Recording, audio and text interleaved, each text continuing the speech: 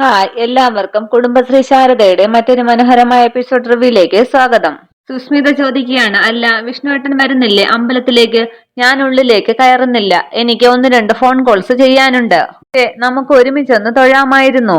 ഞാൻ ഒരുപാട് ആഗ്രഹിച്ചതാണ്. അത് കേട്ട് ദേഷ്യപ്പെട്ട് വിഷ്ണു പറയുകയാണ്, ഒന്നിച്ചങ്ങ് തൊഴാനാണെങ്കിൽ അവിടെ കുറെ ആൾക്കാര് വന്നിട്ടുണ്ട്. എനിക്ക് വേറെ പണിയുണ്ട് പെണ്ണേ. അതിനുശേഷം ഫോൺ എടുത്ത് തിരിഞ്ഞു നിൽക്കുകയാണ് വിഷ്ണു. വിഷ്ണുവിന്റെ കൈ പിടിച്ച് സുസ്മിത പറയുകയാണ്, വാ വിഷ്ണുവേട്ടാ. ദേഷ്യപ്പെട്ട് വീണ്ടും വിഷ്ണു പറയുകയാണ്, നിന്നോടല്ലേ പോകാൻ പറഞ്ഞത്? ഞാൻ വരുന്നില്ല.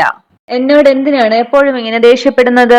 ഞാൻ എന്ത് തെറ്റ് ചെയ്തിട്ടാണ്? ഫോണൊക്കെ നോക്കിക്കൊണ്ട് വിഷ്ണു പറയുകയാണ്, തെറ്റ് ചെയ്യാതിരിക്കാനാണ് ദേഷ്യപ്പെടുന്നത്.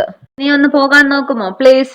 വിഷ്ണു വരില്ല എന്ന് മനസ്സിലായപ്പോൾ അകത്തേക്ക് കയറുകയാണ് സുസ്മിത. അതേസമയം വെളിയിൽ നിന്ന് വിഷ്ണു ശാലിനി വരുന്നത് കണ്ട് ജീപ്പിന്റെ പിറകിൽ ഒളിക്കുകയാണ്. വിഷ്ണു കരുതുകയാണ്, കള്ളൻ ഞാനാണെന്ന് മനസ്സിലായോ എന്തോ. അമ്പലത്തിലേക്ക് കയറാൻ പോകുന്ന ശാലിനി പെട്ടെന്ന് തിരിഞ്ഞു നോക്കുമ്പോൾ ജീപ്പിനിടയിൽ നിന്ന് ഒളിഞ്ഞു നോക്കുന്ന വിഷ്ണുവിനെ കാണുകയാണ്. ആകെ ചമ്മിയതുപോലെ വിഷ്ണു ഈശ്വര എന്ന് പറഞ്ഞുകൊണ്ട് ശാലിനിയുടെ അടുത്തേക്ക് ചെല്ലുകയാണ്. അല്ല, ശാലിനി എന്താ ഇവിടെ? ഒന്ന് ആലോചിച്ച് ചിരിച്ചുകൊണ്ട് ശാലിനി പറയുകയാണ്, കുറച്ച് പച്ചക്കറി വാങ്ങാൻ വന്നതാണ് ഇവിടെ.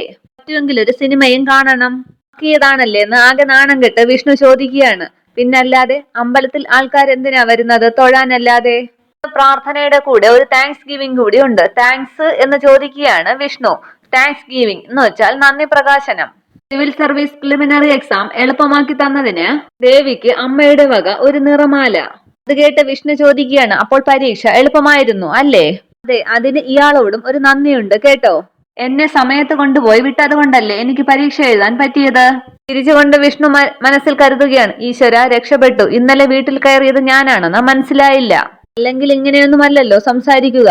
ഞാൻ പോയി തൊഴുതിട്ട് വരാമെന്ന് ശാലിനി പറയുമ്പോൾ വിഷ്ണു പറയുകയാണ്, ഓ. തിരിഞ്ഞു നിന്ന് ശാലിനി ചോദിക്കുകയാണ്, അല്ല ഇയാൾ വരുന്നില്ലേ? ഞാൻ വരാം വരാം എന്ന് പറയുകയാണ് വിഷ്ണു. ശാലിനി അകത്തേക്ക് പോകുമ്പോൾ പൊയ്ക്കളാൻ ഈശ്വര എന്ന് പറഞ്ഞ് വിഷ്ണുവും അകത്തേക്ക് കയറുകയാണ്. ശാലിനിയുടെ അടുത്ത് തന്നെ ചെന്ന് തൊഴുകയാണ് വിഷ്ണു. വിഷ്ണു പെട്ടെന്ന് ശാലിനിയെ നോക്കിയിട്ട് വിളിക്കുകയാണ്, ദേവി രക്ഷിക്കണേ എന്ന്. അന്നേരം സുസ്മിത തിരിഞ്ഞു നോക്കുകയാണ്. വിഷ്ണുവിനെ കണ്ട സുസ്മിതയും സന്തോഷിക്കുകയാണ്. സുസ്മിത കരുതുകയാണ്, പറ്റില്ല എന്ന് പറഞ്ഞുവെങ്കിലും വിഷ്ണുവേട്ടൻ വരുമെന്ന് എനിക്കറിയാമായിരുന്നു. വിഷ്ണുവിന്റെ അടുത്തേക്ക് ചെന്ന്, ദാ വിഷ്ണുവേട്ട പ്രസാദം എന്ന് പറയുകയാണ് സുസ്മിത. പക്ഷെ വേണ്ട എന്ന് കൈകൊണ്ട് ആംഗ്യം കാണിക്കുകയാണ് വിഷ്ണു. ദാ വിഷ്ണുവേട്ട ഇങ്ങനെയെന്ന് സുസ്മിത ചോദിക്കുമ്പോൾ കടിച്ചമർത്തിക്കൊണ്ട് വിഷ്ണു പറയുകയാണ്, പ്രസാദമൊക്കെ ഞാൻ തനിയെ വാങ്ങിച്ചോളാം കേട്ടോ. ഞാൻ ഉപദേവതകളെ തൊഴുതിട്ട് വരാം എന്ന് പറഞ്ഞ് പോവുകയാണ് സുസ്മിത. ശാലിനി തൊഴുതു പോകുന്നതിന്റെ പിറകെ പോവുകയാണ് വിഷ്ണു. തൊഴുതു തിരിയുന്ന ശാലിനി പെട്ടെന്ന് വിഷ്ണുവിനെ വീണ്ടും കാണുകയാണ്. ശാലിനി പറയുകയാണ്, ഇയാളുടെ ആപ്ലിക്കേഷൻ എനിക്ക് വായിക്കാൻ പറ്റിയില്ല കേട്ടോ. അബദ്ധത്തിൽ വെള്ളം വീണ് അത് നനഞ്ഞ് മഷി പടർന്നു. തിരിച്ചുകൊണ്ട് അത് ഞാൻ കണ്ടു എന്ന് പറയുകയാണ് വിഷ്ണു. ശാലിനി ചോദിക്കുകയാണ്, കണ്ടെന്നോ? എങ്ങനെയെന്ന് ചോദിക്കുമ്പോൾ ആകെ പരിങ്ങിക്കൊണ്ട് വിഷ്ണു പറയുകയാണ്, അതിപ്പോ അങ്ങനെയൊക്കെ ആകുമെന്ന് ഞാൻ ഭാവനയിൽ കണ്ടെന്നാണ് പറഞ്ഞത്. മൊത്തത്തിലൊരു ഭാഗ്യദോഷിയാണ് ഞാൻ. കാര്യങ്ങളൊന്നും വേണ്ട സമയത്ത് നടക്കാറില്ല. അങ്ങനെ നിരാശനാകേണ്ട. ഒരെണ്ണം കൂടി എഴുതി തന്നാൽ നമുക്കതങ്ങ് പെട്ടെന്ന് ശരിയാക്കാം. ഒരെണ്ണം എഴുതിയത് തന്നെ വളരെ പാടുപെട്ടിട്ടാണ്. ദേവിയോട് നന്നായിട്ട് പ്രാർത്ഥിക്കുക, വിഘ്നങ്ങളെല്ലാം നീങ്ങിക്കിട്ടും. പ്രാർത്ഥന തുടങ്ങിയിട്ട് കുറച്ചു നാളായി. ദേവിയുടെ പ്രസാദം മാത്രം ഇല്ല. ഇനിയിപ്പോ ദേവിക്ക് എന്റെ പ്രാർത്ഥന മനസ്സിലാകാത്തത് കൊണ്ടാണോ എന്നറിയില്ല. ഇതൊക്കെ കേട്ട് ശാലിനി പറയുകയാണ്, എന്നാലേ ദേവിക്ക് അറിയാവുന്ന ഭാഷ ഏതാണെന്ന് ചോദിക്കുക. ഇംഗ്ലീഷോ ഹിന്ദിയോ മറ്റോ ആണെങ്കിൽ ഞാൻ സഹായിക്കാം. അയാളുടെ പ്രാർത്ഥനകളെ ഇന്നലത്തെ പോലുള്ള ഒരു ലെറ്ററാക്കി മാറ്റി തന്നാൽ മതി. തിരിച്ചുകൊണ്ട് വിഷ്ണു പറയുകയാണ്, അതിനും ശാലിനി എന്നെ സഹായിക്കേണ്ടി വരും. അതിനുശേഷം ശാലിനിയുടെ കൂടെ നടന്നു തൊഴുകയാണ് വിഷ്ണു. ചോദിക്കുകയാണ്, അല്ല ശാലിനിയുടെ വീട്ടില് കള്ളൻ കയറിയെന്ന് കേട്ടല്ലോ, അതാര് പറഞ്ഞു? അതിനതൊക്കെ നാട് മൊത്തം അറിഞ്ഞില്ലേ? ശാലിനി പറയുകയാണ്, കള്ളൻ കയറിയവൻ ആരായാലും അവനൊരു മരപ്പൊട്ടനാണ്. അവിടെ എന്താ ഉള്ളതെന്ന് നോക്കാൻ പോലും ഉള്ള സമയം പോലും അവന് കിട്ടിയില്ല. നോക്കിയിരുന്നെങ്കിലേ അവൻ നമ്മുടെ അവസ്ഥ കണ്ട് സ്വന്തം കയ്യിൽ നിന്നും എന്തെങ്കിലും വച്ചിട്ട് പോയേനെ എന്ന് പറയുകയാണ്. അല്ല, വിലപ്പെട്ടതൊന്നും ഇല്ല എന്ന് പറയണ്ട. അത് കേട്ട് എന്താന്ന് ശാലിനി ചോദിക്കുകയാണ്. വിഷ്ണു പറയുകയാണ്, അല്ല ഇനിയിപ്പോ ഇയാളുടെ ഹൃദയം മോഷ്ടിക്കാനായിട്ട് ആരെങ്കിലും കയറിയതാണെങ്കിലോ? അതങ്ങനെ ആർക്കും മോഷ്ടിക്കാൻ ആവില്ല മാഷേ. ഒരു ഇരുമ്പ് ലോക്കറിലാണ് സംഗതി വച്ചിരിക്കുന്നത്. ഉറക്കത്തിലും ഉണർച്ചയിലും ഒരു സ്വപ്നം മാത്രമേ ഉള്ളൂ എനിക്ക്. IAS എന്ന് 3 അക്ഷരം.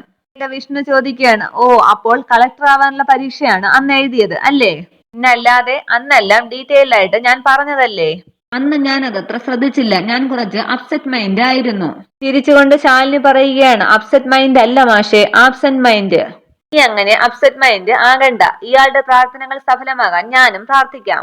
പ്രാർത്ഥിച്ച ശേഷം ശാലിനി പറയുകയാണ്, ദൈവങ്ങൾ പ്രസാദിച്ചിരിക്കുന്നു എന്ന് കൂട്ടിക്കോളൂ. അതിനുശേഷം വിഷ്ണുവിന് നേരെ പ്രസാദം നീട്ടുകയാണ് ശാലിനി. അത് കണ്ടുകൊണ്ടുവരികയാണ് സുസ്മിത. ശാലിനിയെ കണ്ട സുസ്മിത അന്ന് ശാലിനി വീട്ടിൽ വന്നുണ്ടാക്കിയ പ്രശ്നങ്ങളൊക്കെ ആലോചിക്കുകയാണ്. ഇതാ ശാലിനിയല്ലേ എന്ന് കരുതുകയാണ് സുസ്മിത. പ്രസാദം കണ്ട ശേഷം വിഷ്ണു ചോദിക്കുകയാണ്, അല്ല കയ്യില് കുങ്കുമമ്മ എന്ന് പറഞ്ഞു നിൽക്കുമ്പോൾ പെട്ടെന്ന് പ്രസാദം വിഷ്ണുവിന് തൊട്ടുകൊടുക്കുകയാണ് ശാലിനി. അത് കണ്ട് ആകെ ദേഷ്യപ്പെട്ടു നിൽക്കുകയാണ് സുസ്മിത. പിന്നീട് കാണിക്കുന്നത് സുസ്മിതയും കൂട്ടി തിരികെ വീട്ടിലെത്തുന്ന വിഷ്ണുവിനെയാണ്. വീടിന്റെ മുറ്റത്ത് വണ്ടി നിർത്തിയ ശേഷം വിഷ്ണു പറയുകയാണ്, ആ ഇറങ്ങിറങ്ങ്. ഇറങ്ങാതെ സുസ്മിത ഇരിക്കുമ്പോൾ വിഷ്ണു ചോദിക്കുകയാണ്, എന്തായി ഇരിക്കുന്നത്? അല്ല വിഷ്ണുവേട്ടൻ ഇറങ്ങുന്നില്ലേ? നമുക്ക് ഒരുമിച്ച് ബ്രേക്ക്ഫാസ്റ്റ് കഴിക്കാം. വേണ്ട വേണ്ട, എനിക്ക് പോയിട്ട് 100 കൂട്ടം ജോലികളുള്ളതാണ്. പിന്നെയും ചുമന്ന് നടന്നിട്ട് ഇപ്പൊ തന്നെ എന്റെ പകുതി സമയം പോയി. അത്രയ്ക്ക് തിരക്കുള്ള ആളാണെങ്കിൽ പിന്നെ എന്തിനാ വന്നത്? അതെന്റെ അമ്മ പറഞ്ഞത് കൊണ്ടാണ്. അമ്മ പറഞ്ഞാൽ ഞാൻ എന്തും ചെയ്യും.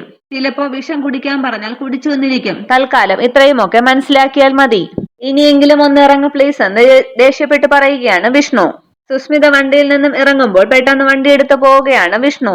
മുന്നോട്ട് പോയി ഒന്ന് വണ്ടി നിർത്തിയ ശേഷം വിഷ്ണു പറയുകയാണ്, അതെ ഒരു കാര്യം ചെയ്താൽ ഉപകാരമായിരുന്നു.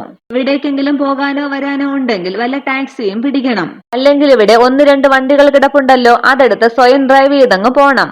അതെ, ഞാൻ നിന്റെ ഡ്രൈവർ അല്ല. ഇനിയിപ്പോ അങ്ങനെ എങ്ങാനും ആക്കാൻ നോക്കിയാൽ വണ്ടി വല്ല കരിങ്കൽ മതിലിലും ഇടിച്ചു കയറ്റി ഞാൻ ഇപ്പോഴേ പറഞ്ഞേക്കാം.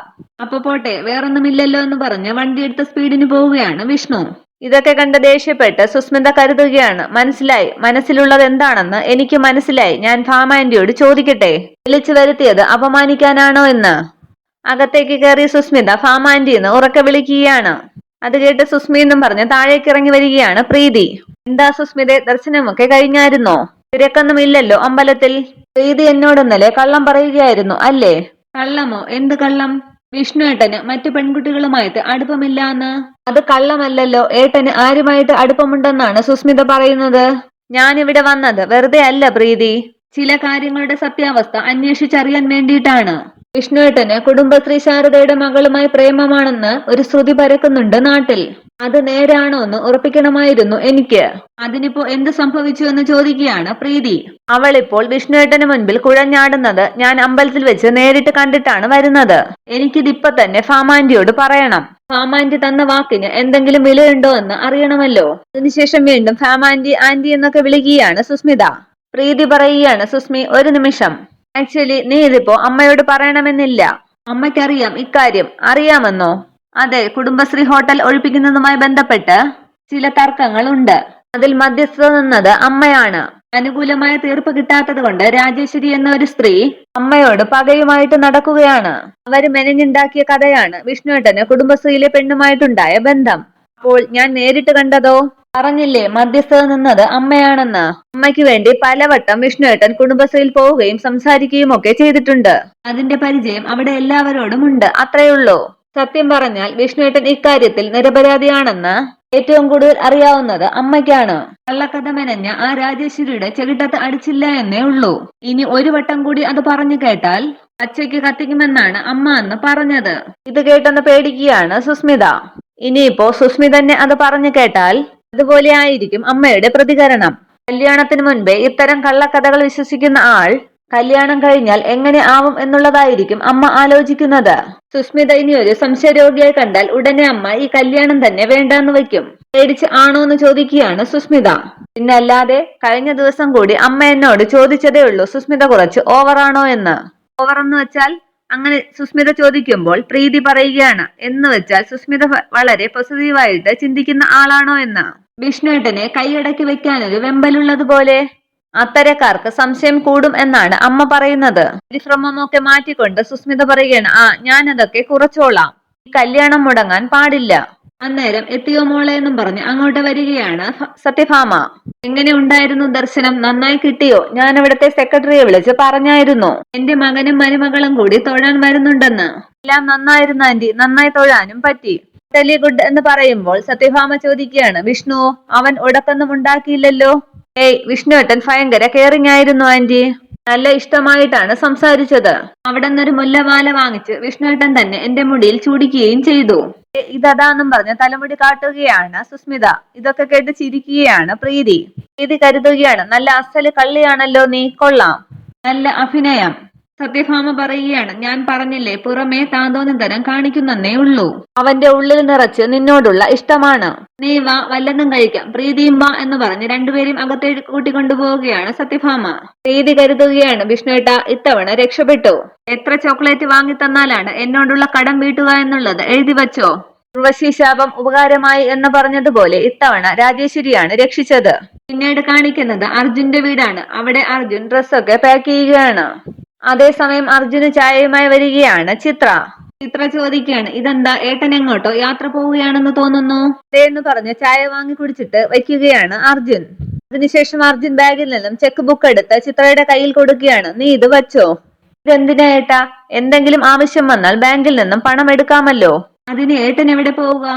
അന്നേരം അർജുൻ ഒരു ഫോൺ വരികയാണ്. അർജുൻ പറയുകയാണ്, എനിക്കൊരു ചെറിയ യാത്രയുണ്ട്, നീ ചെല്ല് എന്ന് പറഞ്ഞ് ചിത്രയെ പറഞ്ഞു വിടുകയാണ്. ഫോൺ എടുത്ത ശേഷം അർജുൻ പറയുകയാണ്, ആ ഹലോ പറയ്. പ്രീതി ചോദിക്കുകയാണ്, അർജുനേട്ട എല്ലാം റെഡിയാണല്ലോ അല്ലേ? അതെ. അവിടെയോ? ഞാനെല്ലാം പാക്ക് ചെയ്ത് വച്ചിരിക്കുകയാണ്, ഡ്രസ്സും ഓർണമെന്റ്സും ഒക്കെ. അർജുൻ പറയുകയാണ്, ഗോൾഡ് ഒന്നും എടുക്കണ്ടായിരുന്നു. എന്റെ അല്ലേ അർജുനേട്ട? അന്നേരം അർജുൻ ചോദിക്കുകയാണ്, അവിടെ ഇപ്പോ ആർക്കും സംശയമൊന്നും ഇല്ലല്ലോ? ഇന്നലെ രാത്രി പാക്ക് ചെയ്തുകൊണ്ടിരുന്നപ്പോൾ സുസ്മിത റൂമിലേക്ക് വന്നിരുന്നു. ഓരോന്ന് കുത്തി കുത്തി ചോദിച്ചു. ഒരു വിധത്തിൽ ഞാൻ വഴുതിമാറിയെന്ന് പറയാം. അവൾക്കിപ്പോ എന്താ രാത്രി അവിടെ കാര്യം? വിഷ്ണുവേട്ടന്റെ തോള് തൂങ്ങാൻ ഒരുങ്ങിയിറങ്ങിയിരിക്കുകയാണ്. ഇനിയിപ്പോ അവള് പോയി നിന്റെ അമ്മയോടോ മറ്റോ പറയോ ബാഗ് ചെയ്യുന്നത് കണ്ടത്? ഏയ് അതില്ല, പറഞ്ഞില്ലേ അവള് വേറൊരു മൂഡിലാണ്.